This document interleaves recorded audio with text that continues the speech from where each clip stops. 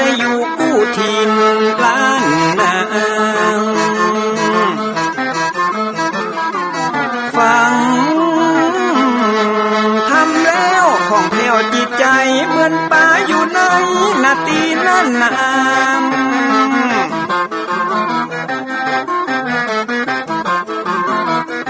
เหมือนไม้สลีอันมีไม้กำเหมือนเสืออยู่ธรรมดงดอยคุณเขาสุขของมนุษย์ยิ่งใจหมู่เฮาสุขที่ได้เอาธรรมะห่มตุม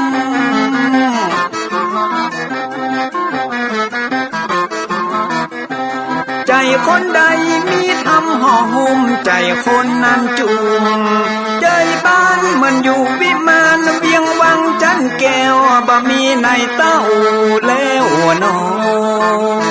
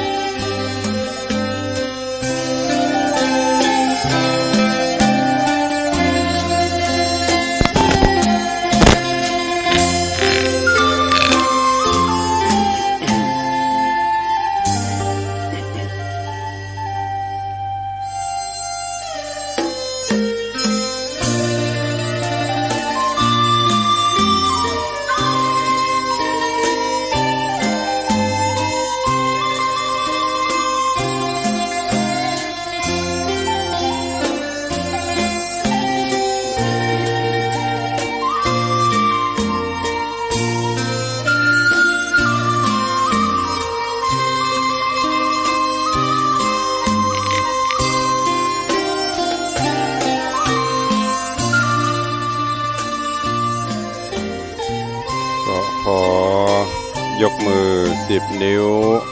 กราบนอบน้อมยังพระติรัตนเกี่ยวเจ้าตั้ง3 ประการอันมีพระพุทธพระธรรมพระสงฆ์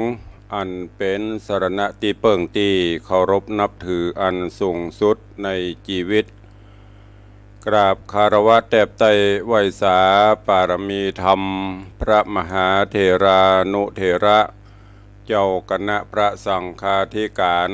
ภิกขุสงฆ์สามเณรจุตนจุองค์โดยความเคารพเจริญสุขเจริญพร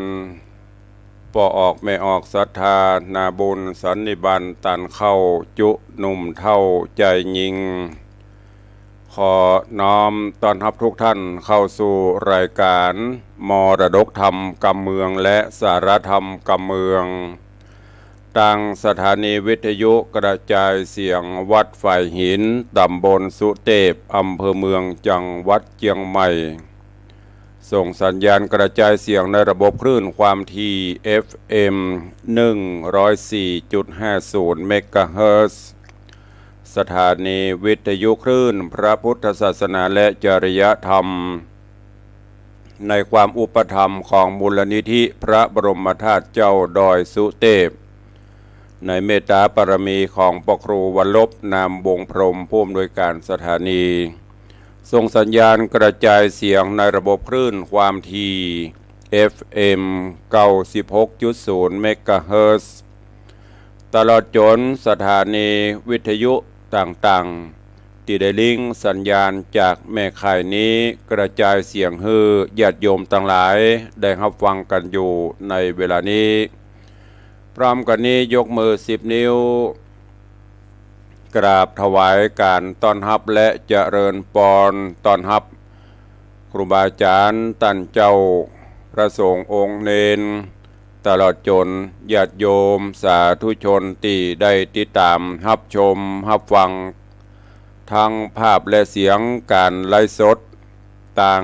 Facebook ไลฟ์สถานีมรดกธรรมวัดวังสิงห์คำทาง Facebook ไลฟ์ของทีวีวัดฝ่ายหินFacebook ไลฟ์ของธรรมะคลายเครียด Facebook ไลฟ์ของธรรมะภาคเหนือแสงธรรมส่องใจ Facebook ไลฟ์ของท่านพระครูสมุวิสุวัตรวรกิจโจตลอดจนหน้าจอ Facebook ไลฟ์ของญาติธรรม FC แฟนรายการทุกรูปทุกท่านที่ได้เข้ามาแล้วร่วมกันเสียงธรรมนี้เป็นตาลโดยการกดแชร์เสียงธรรมแชร์เสียงบุญแชร์รายการนี้ไปยังกลุ่มเพื่อนๆของทุกท่านกราบขอบพระคุณและขอบคุณที่ได้ติดตามเป็นกำลังใจโดยดีเสมอมารายการนี้ดำเนินโดยกล่าวกับผมอาตมภาพพระครูวิสิทธิ์ศรีลาภรณ์หรือตุลุงในวังรองเจ้าคณะตำบลรองเจ้าคณะอำเภอเมืองเชียงใหม่เจ้าอาวาสวัดวังสิงห์คำตำบลประแดดอำเภอเมืองจังหวัดเชียงใหม่เป็นผู้ดำเนินรายการนำรายการนี้มาพบมาป้ากับทุกท่านตั้งแต่เวลานี้เป็นต้นไปวันนี้สภาพอากาศก็ยังอึมครึมอยู่เด้อปีนี้รู้สึกว่าเทวบุตรเทวดาจะโปรยน้ำฟ้าน้ำฝนลงมานักแต่ก็เป็นห่วงนะตายปีอาจจะแล้งอย่างที่เปิ้นตำนายเปิ้นตวายไว้ในธรรมอานิสงส์ปีใหม่ฝนบางปีก็หัวปีดีใต้ปีดีกลางปีแล้งบางปีก็หัวปีแล้งกลางปีดีใต้ปีนักนี่นะอันนี้ก็บ่แน่แต่ว่าก็คงจะ ภัยแล้งก็คงจะผ่านไปด้วยดีเพราะว่าตอนนี้เขื่อนต่างๆก็เก็บกักน้ำไว้เพื่อใจในฤดูแล้งเนาะก็ขอเป็นกำลังใจให้กับทุกท่านเนอะที่ประสบกับอุทกภัยปีนี้ก็เป็นวงกว้างโดยเฉพาะภาคเหนือเฮาบอกว่าจะเป็นตังเชียงรายพะเยาแป่น่านแล้วก็หลายๆที่แต่ที่นักๆก็จะอยู่ในโซนเนี้ยเชียงรายพะเยาพะเยาแป่น่านตอนนี้ก็ไปทางใต้ล่ะไหลล่องไปธรรมชาติจะไหลจากที่สูงลงสู่ที่ต่ำก็ขอถวายกำลังใจครูบาอาจารย์แต่ละวัดหลายวาที่ได้รับผลกระทบ ตระโจรญาติโยมศรัทธาเฮาเนอะก็คนไทยเฮาก็บะแรงน้ำใจเนาะช่วยกันอย่างวันนี้ทางท่านเจ้าอธิการวุฒิพงศ์ทุเจ้าหลวงวัดดอนใจก็ได้นำสิ่งของเครื่องใจไปร่วมไปบริจาคทางเจียงไฮ้แล้วก็ได้ตุลุงก็ร่วมไปด้วยเปิ้นปุณะหมอกปอเนาะปอกำลังศรัทธาเฮาหลายรูปหลายองค์ตัวก็ขอเป็นกำลังใจเนอะบอกว่าจะอยู่ที่ไหนโซนใดเราจะร่วมกันฝ่าฟันปัญหานี้ไปปีนี้รู้สึกว่าธรรมชาติจะลงโทษนักพ่องดินสไลด์ภูเขาถล่มก็หลายที่แต่ว่าพอข่าวก็น่าสลดใจต้นไม้ใหญ่ไม้หลวงไม้บะม่วงอายุประมาณ90 ปี100 ปีอีกอะปนว่านะตามในข่าวก้นล้มทับโยมเสียชีวิตไปเห็น1 รายเนี่ยตังพะเยาเนี่ยก็มันของจะนี้เนาะเป็นเรื่องของธรรมชาติเอาก็บ่สามารถจะรู้ได้ว่าอะไรอย่างจะเกิดขึ้นเพราะนั้นก็ทำจิตใจให้เบิกบานแจ่มใสไปเอาศีลธรรมกรรมฐานเนอะเข้าสู่จิตสู่ใจไปไม่ต้องไปเครียดอย่างกับมันนักมันเกิดขึ้นตั้งอยู่ดับไปมองธรรมชาติเอาธรรมชาติมาเป็นกำลังใจเฮาที่อย่างที่ตุลุงเคยบอกพุทธเจ้าเพิ่นบอกอะไรจะเกิดมันก็เกิดอะไรจะดับมันก็ดับนะเฮาบ่สามารถจะไปฝืนเปิ้นได้เนาะก็ต้องก้มบนห้องนี่ก็ต้องรับอย่างจะเกิดมาเฮาก็รับแก้ไขสถานการณ์ปัญหากันไปเนาะวันนี้ก็ขอให้เป็นวันแห่งความสุขทุกท่านเด้อเข้าสู่หัวใจของรายการนั่นก็คือพระธรรมเทศนาตุลุงได้นำเอาธรรมเทศนาในเรื่องของสุวรรณ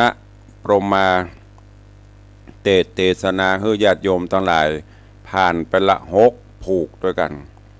ในตอนที่แล้วก็มาถึงที่ วรกิติ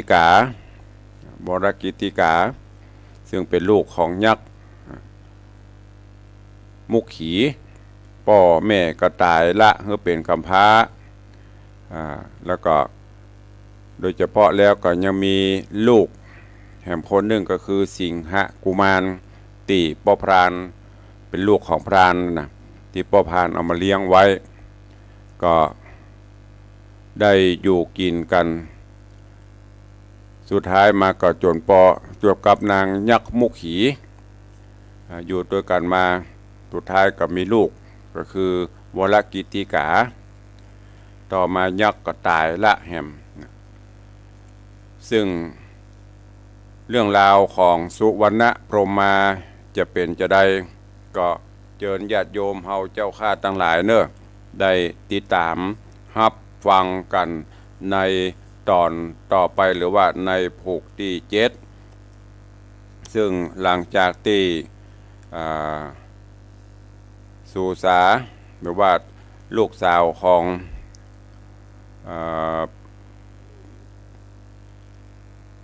ลูกสาว7 คนพี่น้องที่ได้อยู่ด้วยกัน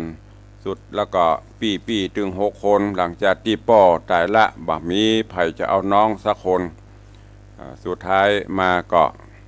มุขขีก็เลยจำเป็นต้องรับภาระเลี้ยงดูไปตอนนี้ถึง2ก็ต้องผจญไปตามยถากรรมก่อนเสาะขอกินของเปิ้นไปก่อนจนกว่าจะพ้นวิบากกรรมดังนั้นโอกาสบัดนี้เชิญชวนทุกท่านเนอะติดตามรับฟังกันไปสัญญาณเป็นจะได้พ่องจ้าทาง Facebook ไลฟ์ตอนนี้ก็เข้ามากันหลวงหลายต่างบ้านต่างจองฟังอยู่ที่ไหนต่างใดแถมใต้รายการก็ เข้ามาเนอะแจ้งผลการรับฟังเฮือตุลุงตัวเองที่บอกว่าโทรนั่นไม่ใช่อย่างต้องการรู้ต้องการรับทราบว่าฟังกันอยู่ที่ไหนต่างใดพ่อง ในตอนนี้ต่างหน้าจอ Facebook ไลฟ์ก็ไหลกันมาหลายท่านหลายคนเนาะเจริญปอนเนอะคุณโยมสลินทิพย์บุญเลิศคุณโยมอรพินใจที่กรเจริญปอนพิทาจารย์ปินันอินสมเตปินเจริญปอนต้อนรับโยมแม่จันดีวิสุทธินันเจดีแม่ครัวเจริญปอนต้อนรับโยมประภักเนอโยมประภักโยมท่านปเลียงมณิตเป็นป่าครอบครัวปุ่นตอนนี้อยู่ประเทศญี่ปุ่นก็เปิดสัญญาณรับฟังอยู่ยังได้ออกไปเอวแต่ก็กินข้าวน้ำจำเข้าง่ายแล้วก็จะเอวเฮือโม่นเด้อเดินทางไปกลับปลอดภัยที่สำคัญแล้วไซจะไปลืมของฝากตุลุงเนอะ เจริญปอนโยมปินันล่าปินันจรันปิยจันเนอสลมโดยซิวกราบใบสาตุลุงสาธุเจริญปอนโยมปี้อัญชลีคำกิติกราบใบสาเจริญปอนคุณโยมทองคำที่บงคำน้อมกราบใบสาเจ้าสาธุเจริญปอนโยมปี้วิลองรักเชิดฟ้อนมีล้านนาวันนี้มาฟังตุลุงตัวเองวันนี้ไปทางใดพ่องจ้าฝนตกกาแดดออกกาขายก็ขอของกาแม่นขายหมาเนอะร่วมกันอุดหนุนเนอะมีล้านนาไม่ใช่มีกะมีนะมีสปะจำกัดนัดถ้าเปิ้นขายก็ช่วยกันอุดหนุนหมู่เฮาเนี้ยซื้อหมู่เฮาอุดหนุนหมู่เฮาไทยทำไทยใช้ไทยกิน ขอบคุณตัวเองกับโยมปีวิลองรักเนอวันก่อนได้นำอาหารการกินมาสู่มาจูมาเลี้ยงงานวันที่ตุลุงรับตาตั้งเจริญปอนยายเอ้ยดอยซิวกับใบสาตุลุงสาธุเจริญปอนคุณโยมจันสายแปลงหลวงเจริญปอนยายเพลินเปื้อนเกษตรเจริญปอนคุณโยมเพ็ญศรีกราบสาธุเจ้าจากสันทรายอยู่ตัวการเริ่มแจ้มาส่องตุลุงคอมเมนต์ละตุลุงเตะคนเดียวนะอยู่ตัวกันฟังตัวกันเดี๋ยวตารายการจะเช็คคำว่าใครอยู่พ่องเวลาก็ล่วงเลยมานักแก่เนาะ เข้าสู่หัวใจรายการฟังธรรมเทศนาสุวรรณพรหมาผูกทวนที่7ณโอกาสบัดนี้ นะโมตัสสะภะคะวะโตอะระหะโตสัมมาสัมพุทธัสสะ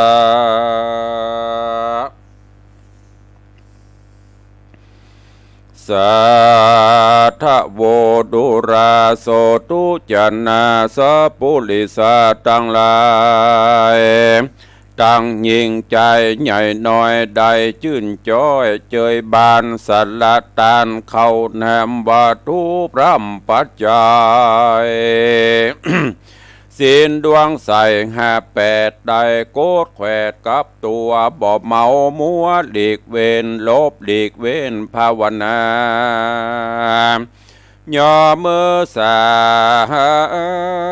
ขับไว้อยู่ไกลฟังธรรมได้จำแต่ตนติดสืบสนกันมา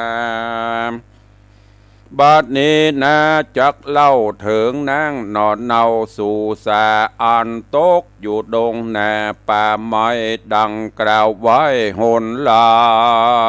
ง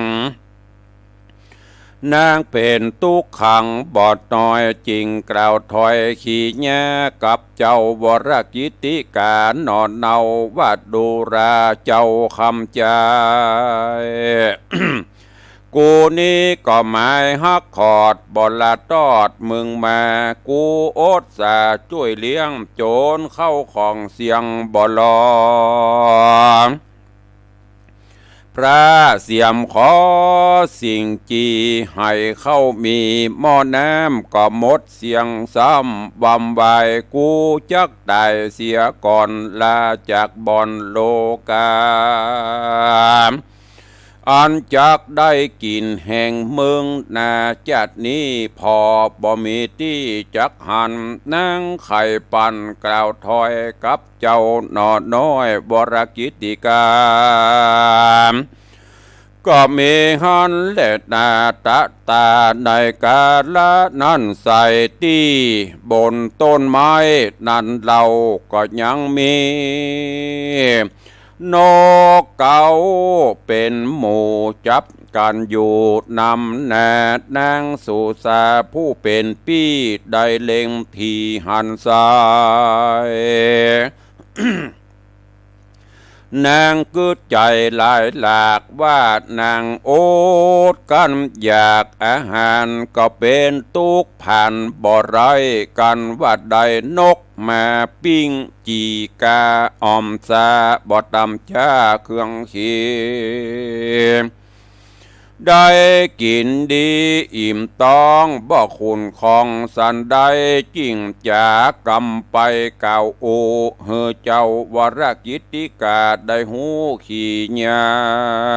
มว่าบาดนี้นานกเก่ามีมากเต้าเหลือลายจับหยาดใหญ่เป็นถอยนับอ่านร้อยกันนาเมืองจุ่ง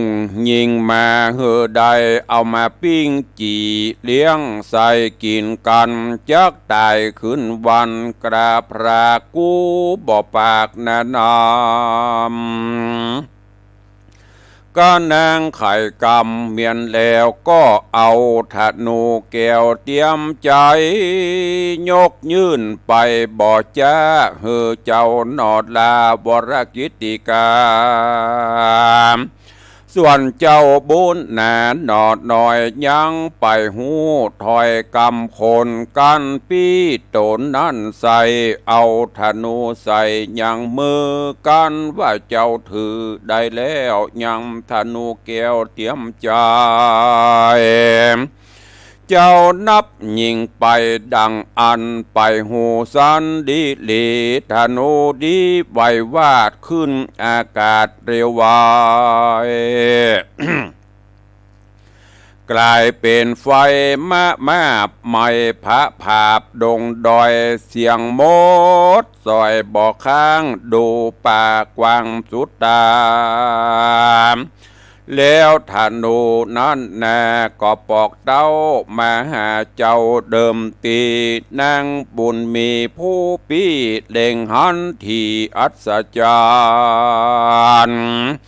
จริงใครปันบอกเราเฮอน้องเจ้าบุญจูว่าจุงยิงธนูซ้ำพอเจ้าน้อยหนอบ่จ้า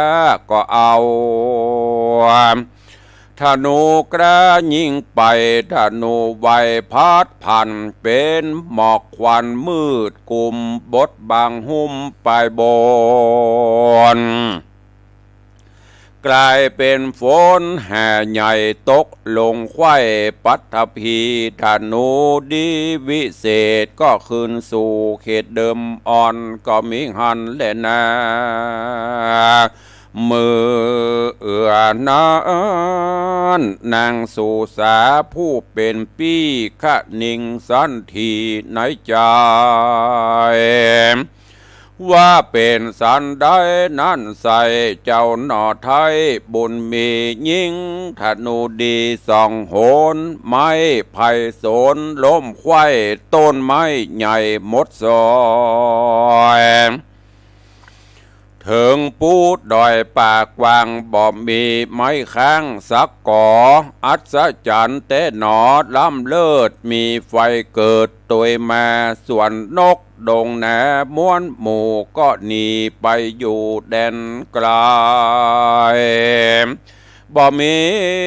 ตัวใดมวยแมงตัวปากกวางในดงฝนตกลงแห่ใหญ่กวนดีกระทำให้ปลูกเขาตั้งแต่งเตาแน่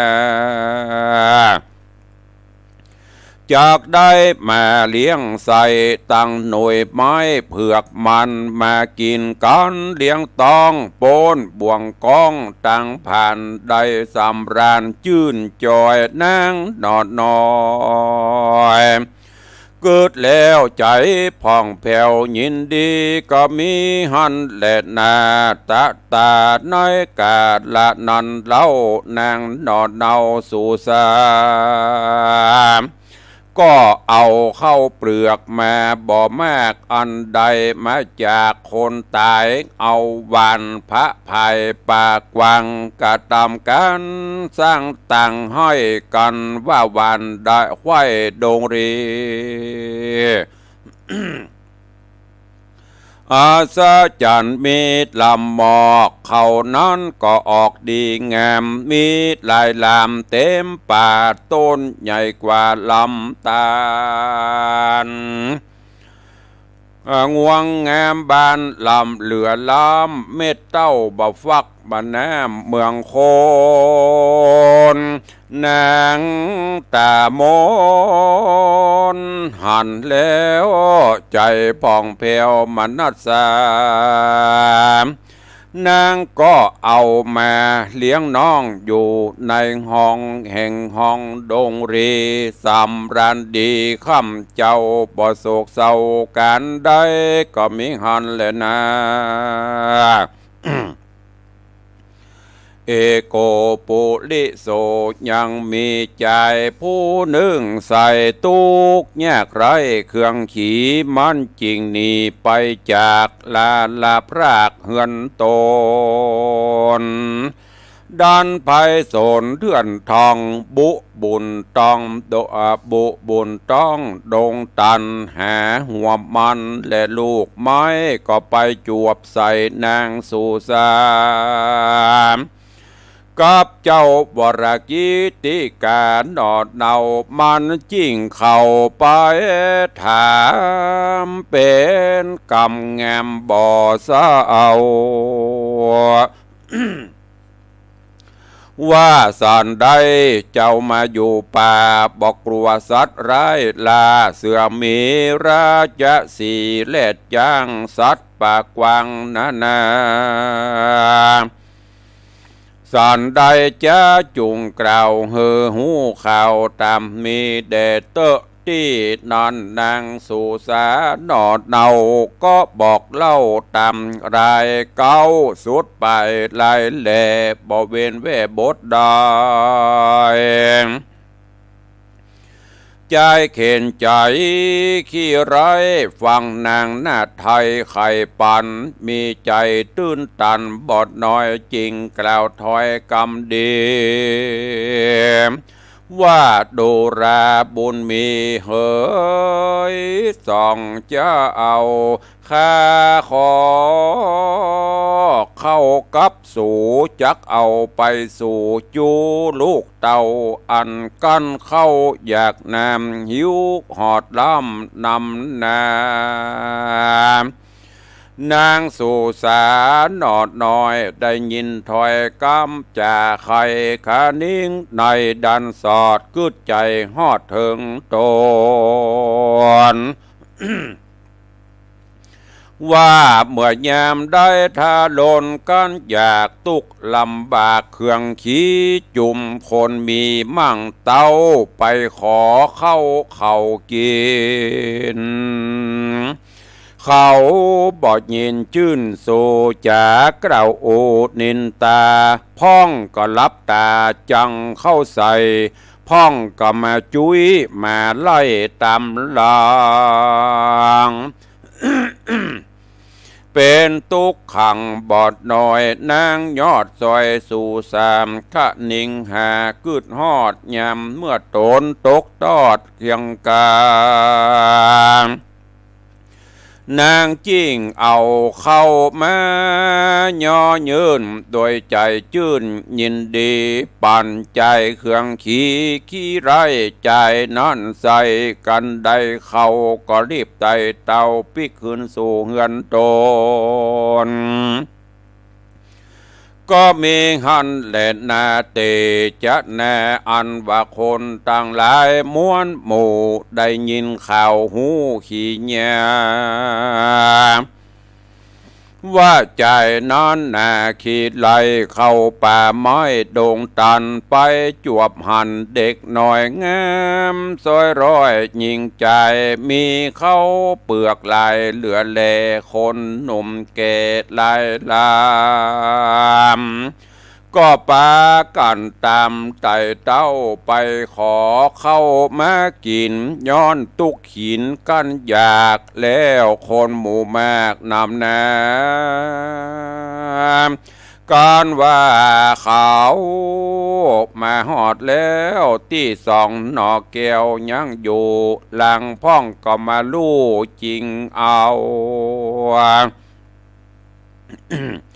ย้อนกึดเบาลำตี้บอกกึดทีเถิงทำได้โลภบ่ซื้อขออัศจรรย์หนอแต่ใสเข้าที่เขาได้ไปก็กราบกรายเป็นดินใสบ่จ้าก็ย้อนเขาหยาบกราบปาลาเลยบอดได้มาสักหยาดย้อนว่าเขาขาดต่างศีลพ่องก็ขอกินด้วยดีก็หากได้เข้ามีมาเลี้ยงใส่พร้อมเสียงควายจุคนก็มีหันและนาตาโตโอโอปะลังรำดาบนั้นไปนะจังเจ้าหนอดลาบรกิติกามาอยู่ดงนาป่าไม้จับนับใดปอปีฟ้าฝนมีบอกขาดบ่ไม่มาดเครื่องกาเจ้าประจาหนุ่มเดาใส่นาเข้าปีเข้าดอพักไม้ก่อลายแหล่มีจุเงดงรีเจ้าเมืองมีหลายหลากบอกกันบ่อยากอันใดต่างสุขใจข้ำเจ้าย้อนบุญเจ้าส่องเจ้านำมาเจ้าประจาน้อยใหญ่จริงสุขทวนไข่ยิงใจเล็ดหน้าตอดนั่นไปแถมเราเจ้านอนเนาตั้งสองอายุป่องทวนทีนางผู้เป็นปี้นั่นใส่อายุได้18ผู้น้องแขวดเป็นตรามได้10 ปีมาขวบเขาก็ได้มีเจ้าปุรีปุริยะสะมีองค์อาจชื่อว่าเต้าเจ้าสุริยามีจ่าฮักนางสู่สาดอดน้อยจริงกล่าวถอยมาสู่คอเอานางสอบบอดหน่อยนาดมาเป็นราชเทวีส่วนนางบุญมีนอนเล่ามีใจฮักเจ้าหอคำปีแย่นำเกิดตองส่วนว่าเจ้านาดน้องบรกิติกาก็มนัสสาบอดน้อยใจจื่นจ้อยยินดีเจ้าปุรีหนุ่มเทามีอำมาตย์เก้าเป็นประธานต่างมีใจบ้านลิงโลเข้ามาสู่ลานหลวงอยู่เต็มขวงปาลาเอาเจ้าสุริยาธิราชนั่งเหนืออาสนะแล้วอุตสาพิเศษอติเรกโมองโกโอ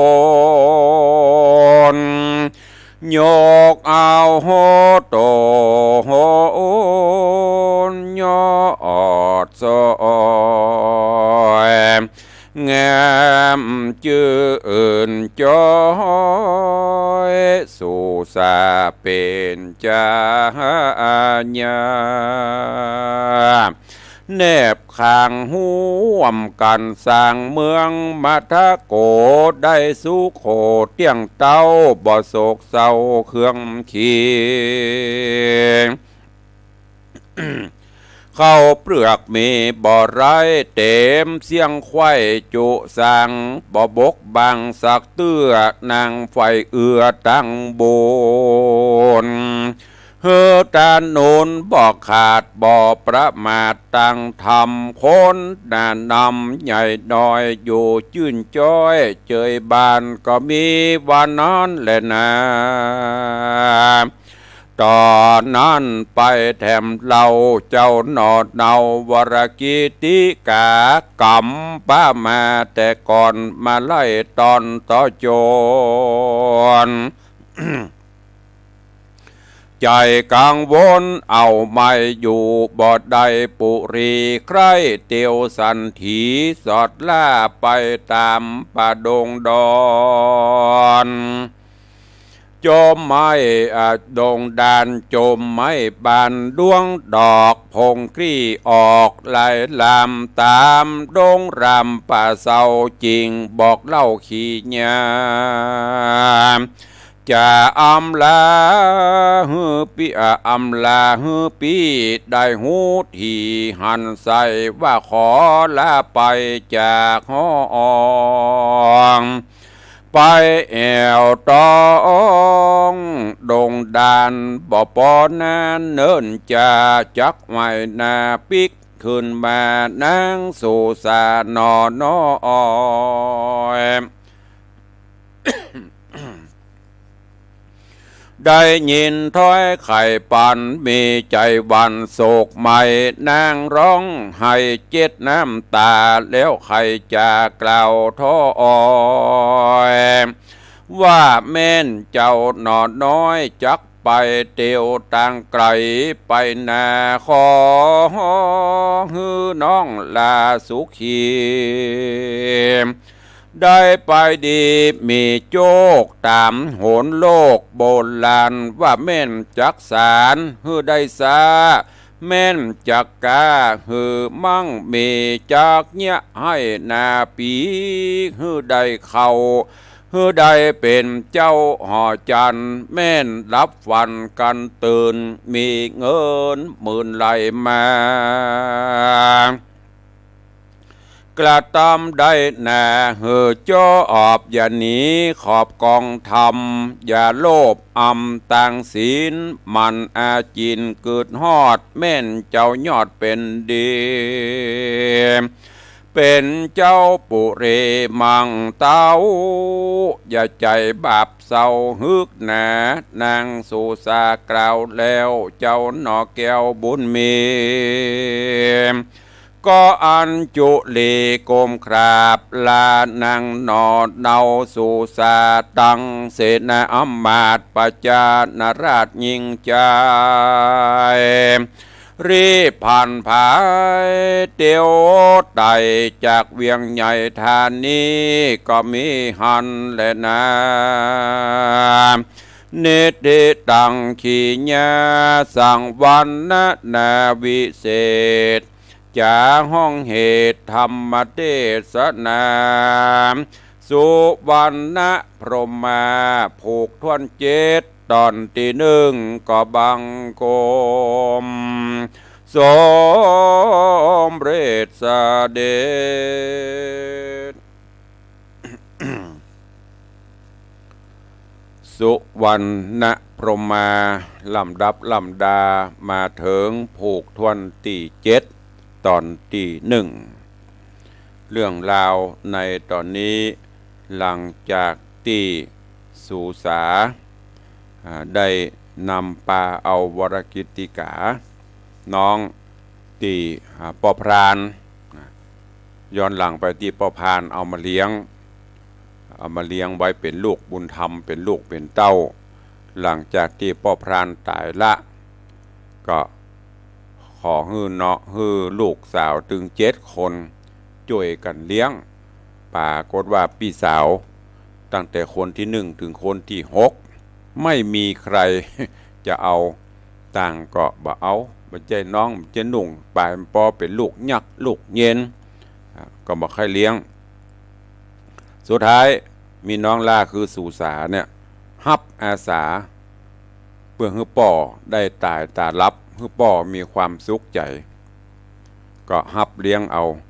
จากนั้นก็ดูแลเอาใจใส่พอกอยกันปี้ๆตั้ง6ป่นก็ไปกินแขกแต่งงานไปมีครอบมีครัวหมดละฮือกับสู่สากับบรกิติกาอยู่ด้วยกันเนี่ยจะได้สู่สากับปาน้องไปขอกินขอตานไปพ่องเข้าบ้านนั่นเมืองนี้จนสุดท้ายบางเตื้อก็ได้กินบางเตื้อป่นก็บ่ฮือบางเตื้อไปป่นก็จุ้ยหมาไล่พ่องซบประมาทว่าด่าต่างๆนานาโอ้ก็ยังมาเป็นที่สังเวชสลดใจเนี่ยจะได้นี่ก็เลยปาเอาน้องปะอีลำเหลือเอาไปตายเอาดาบหน้าปะเข้าป่าไม้ไปเบาะบุญเจาะกินหัวหมากหลักไม้ในป่านะเขาปะถ้าหากแม้นบุญมีเขาก็รอดไปบุญไม่มีก็ตายจากกันไปตามบุญตามกรรมเนาะปากันไปจนเจาะว่าหากินจนสุดท้ายล่ะสุดท้ายสุสาก็โอ้เต็มตีละสุดอดสุดกลั้นสุดท้ายมาก็ไปถึงตีป่าอยู่ในป่าใต้ต้นไม้ใหญ่ไม่หลวงบนต้นไม้มีนกมาเกาะกันนกเกานกอย่างในห้องโจเจโจเจต้องก็ห้องออกเนี่ยจะได้ก็เลยสุดท้ายบอกวรกิติกางอธนูนี่ไปยิงนกปะยิงนกเนอะนกเต็มป่ายไม้ห้องโจเจหันได้นกมาเขาจะเอามาปิ้งมาจีสู้กันกินอย่างน้อยก็ประทังชีวิตเขาไปเนอะถ้ายิงมาได้สักโตก็ไม่ได้กินเด้อ ยิงมาถูกก็ไม่ได้กินเนอะเมื่อข่าวภาวะจำเป็นมาถึงวรกิติกาก็ปีเอาธนูขึ้นแล้วกับหาวกะยิงธนูขึ้นไปทั้งที่บ่เคยกำบ่เคยจับยิงธนูไปแทนที่จะไปถูกใส่นกใส่หนูเข้าเป็นบ้ายิงไปปุ้มป่าไม้ไผ่สนราบเป็นหน้ากรองต้นไม้ล้มพรูปลงลึงเอาเมื่อไปยิงนกมันก็เป็นจะไปเสียเอาลองยิงแหมกำโลยิงขึ้นไปแหมดอกหนึ่ง ปรากฏว่าเป็น ไฟเป็นอย่างมาเผาป่าเผาขี้เงี้ยน่ะตีล้มไปตะกี้น่ะลงลึงโอ้นกก็ไม่ได้กินมันได้สักตัวบินไปหมดมาตายสักตัวนะแต่มันบินไปหมดก็เหลือแต่ลานลงเนี่ยจะได้สูสาก็มาคิดว่าโอ้มาปะลานลงจะนี้บ่ไปไหนละไหนก็ไหนสร้างให้แปลงนาปลูกพักปลูกเต้าปลูกแต่งดีกว่านางก็เลยเอาเม็ดผักเม็ดเข้าที่ได้มาก่อนที่เปิ้นตายละคือนะก็เอาติดตัวมาก็เอาเม็ดเข้าไม่อย่างไปหว่า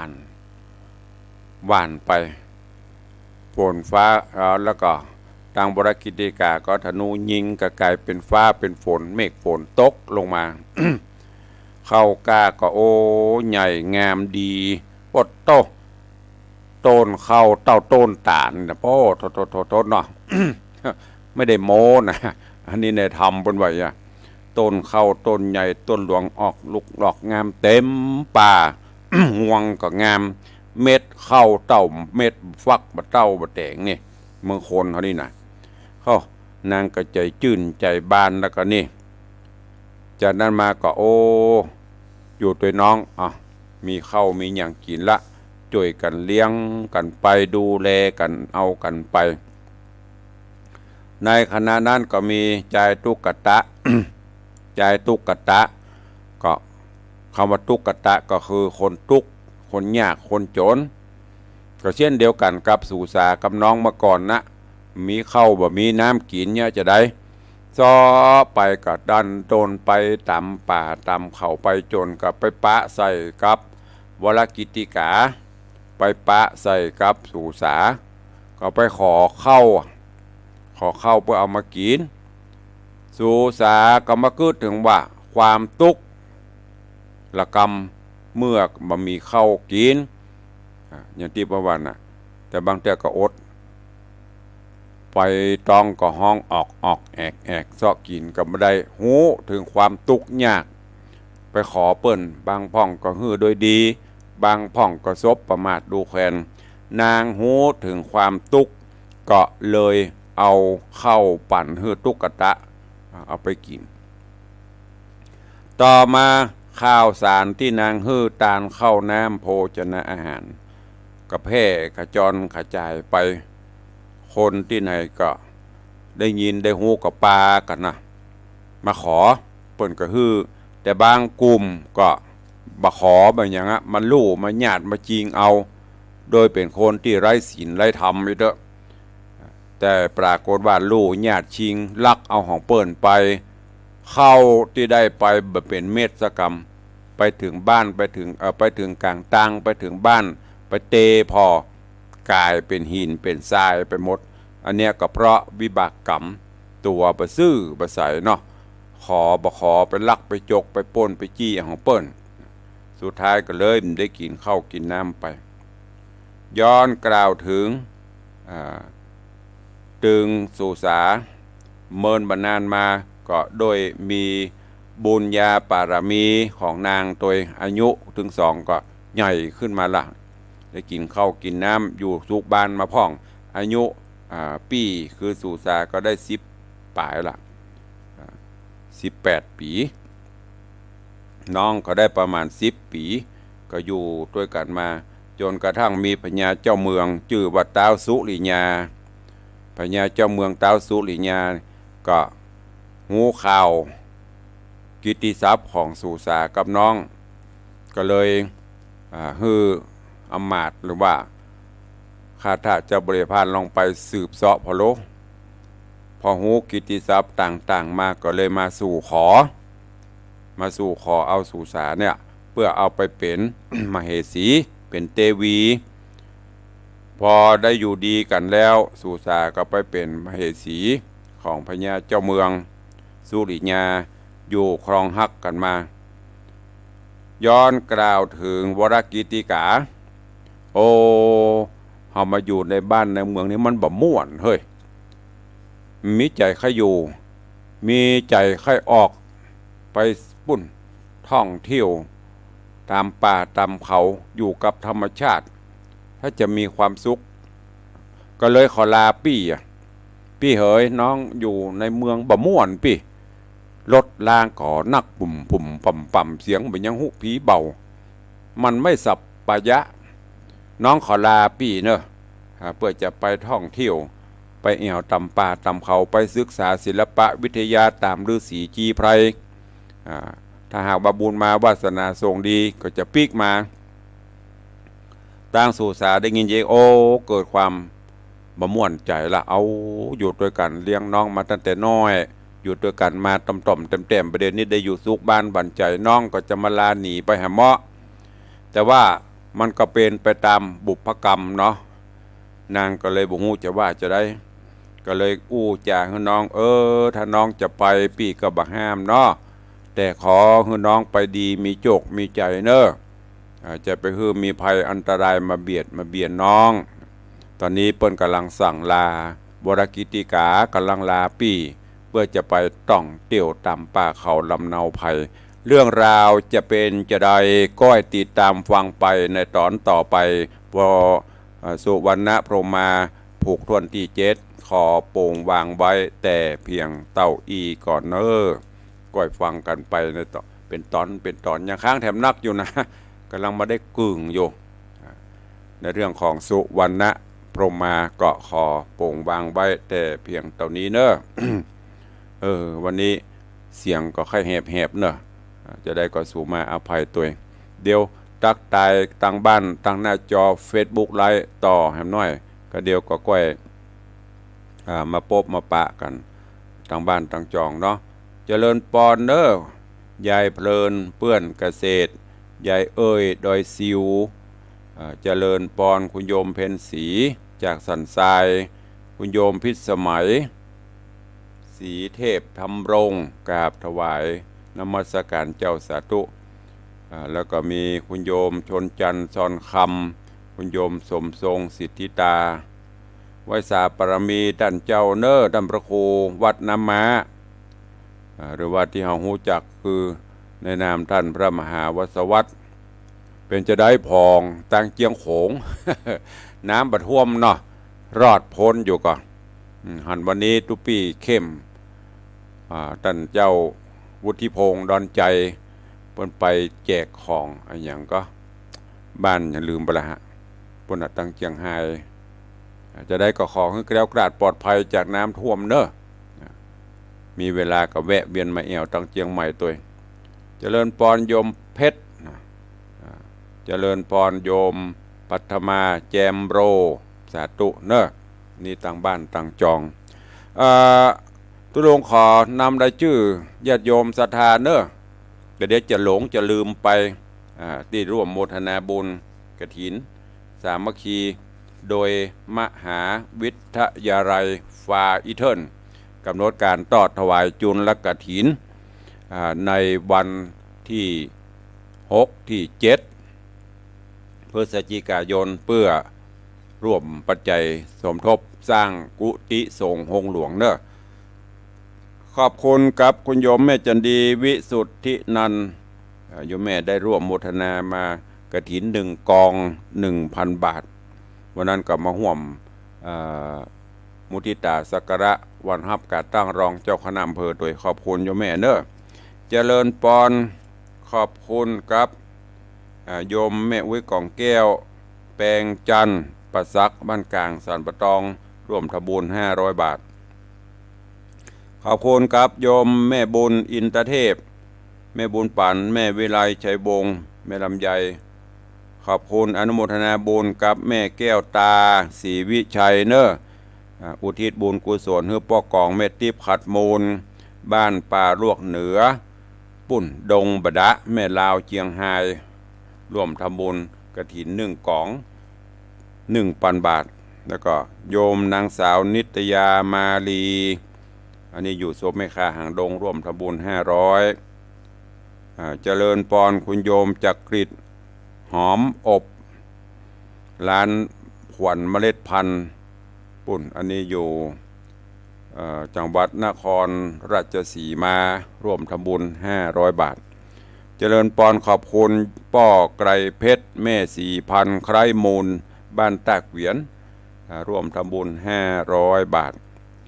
นางสาวสุวิมลไคเคอร์บริษัทริฟวิ่งฟิล์มแอดเวอร์ไทซิ่งจำกัดแม่เหียร่วมทำบุญกฐิน2 กอง 2,000 บาทเนอะสาธุอนุโมทนาบุญก็เดี๋ยวต่อไปก็จะได้มาอ่านประกาศอนุโมทนาใครจะร่วมบุญโดยเนอะตั้งแต่นี้เป็นต้นไปปุ้นจนถึงวันที่7ที่8วันที่6ที่7ทำบุญทอดกฐินแล้ววันที่8จะได้วางศิลาฤกษ์สร้างกุฏิสงฆ์หงหลวงของวัดดังที่ได้ประกาศไปเหลือเวลาแถม2 นาทีเพื่อต่างบ้านใครจะอู้ตัวตุลุงใครจะแจ้งผลการรับฟังอยู่ที่ไหนจอกใดแจ้งใด แจ้งเข้ามาได้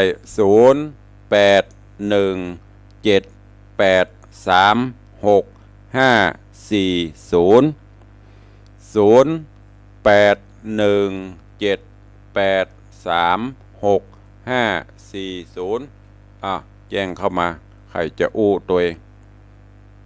ต่างบ้านต่างจองฟังอยู่ที่ไหนต่างใดพ่องที่ฟังจากคลื่น104.50 วัดไฟหินฟังต่างคลื่น96ของมูลนิธิพระบรมธาตุดอยสุเทพประเด็นแรกมาแล้วแฟนเขี้ยวล่วง เด็กหญิงจันคำแสงบนว่าเตี้ย จบข่าวเจ้าเอาสายที่สองฟังอยู่ตั้งใดไผนี่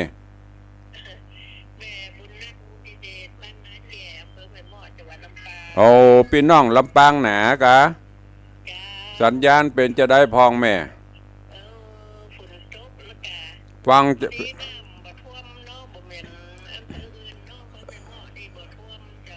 แม่เหมาะหลอดปลอดภัยเนาะอันนี้ฟังคลื่นไหนแม่อ๋อปะลิงสัญญาณอยู่เนาะ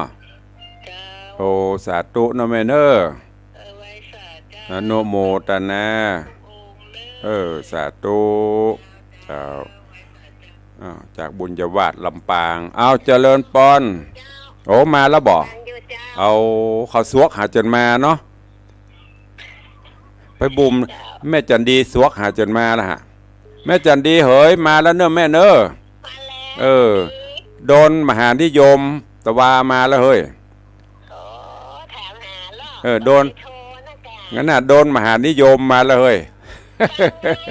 ฮะนั่นน่ะโทรมาพ่องบัดแตะเนอะจัดตุฝนตกก็แม่ตั้งสับปะตองหมอกอึมครึมหมอกเย็นเนาะสาธุบุญรักษาเนอสาธุโยมแม่ปราณีเสือใต้ตะบาโดนล่อออกถ้ำเจริญปอนเจริญปอน2 ปอนด์ 3 ปอนด์เสียงทุเจ้าออกแยกๆขออนุญาตตัดสายเวลารับสายจะไปฟังวิทยุฟังจากโทรศัพท์มีแฮมก็เอาโทษเวลาบาดเจ็บความจริงเวลาหมดแล้วนะเจริญปอนมาแล้วครับเมืองแกนสาธุรายงานตัวมาเร็วเข็มเร็วสิ่งเหนือว่าจะได้เสือใต้มาแล้วเนอะเจ้าบ้าได้ไหมแม่ใส่ซองส่งฟันอย่างวันนั้นมีฮั่นนะไหนแสดงว่ามีฟันเดียวอย่างกระถินกะมีแต่ฮั่นเด็กแก่เหอะมันมีในซองอยู่แล้วก็ลัดคิวไปได้เตะเด้ออันก็แล้วไปก็เตะดีๆเนอะซองฟันไปเขียนหน้าซองกับส่งฟันนะสาธุเดี๋ยวจะเตะเดี๋ยวจะอันนี้พอ2 กองเนาะเจ้า2 กองแล้วก็วันนั้นก็อันซองนั้นซองรับสั่งกับ2 ปันเนาะอันนั้นชุดนั้น2 ปันอันนี้ไม่ได้เตะเด้อเอามาอ่านไปได้สาธุเนาะแม่เนอเสือใต้มาแล้วแม่เด็ดมาละเสือใต้โดนหล่อแต่ว่ามาละดีละสาธุอนุโมทนาเด้อบุญรักษาวันนี้งูกันหนัวไข่หัวกันม่วนแซวกันเล่นพ่องก็ขอบคุณเด้อทุกเสียงทุกสายปอแม่ญาติธรรมกูคู่กูคนเป็นกำลังใจตุลงก็เป็นจะเนี้ยอุดแต่พ่องเล่นพ่องเด้อเปื่อบืออีปอยแม่ได้เศร้าเข่าหงอยได้คลายทุกข์คลายโศกเตะทำเพื่อฟังพ่องหยอกล้อไปพ่องวันนี้เวลาหมดเวลาแล้วขอนำรายการจากทุกท่านไปก่อนเนาะปะกันใหม่ในวันต่อไปก็จะได้ค่อยใจตันใครห่วงบุญกุศลโดยกันเนอะแจ้งความจำนงเข้ามาได้ตุลุงก็ได้จดเอาลายหมายเอาชื่อของทุกท่านและนำมาประชาสัมพันธ์ให้ตลอดขอบคุณอนุโมทนากับทุกท่านเนอะอยู่ดีมีสุขเหมือนกันจุตนจุองจุผู้จุโคนเนอะจัตตารโอธรรมา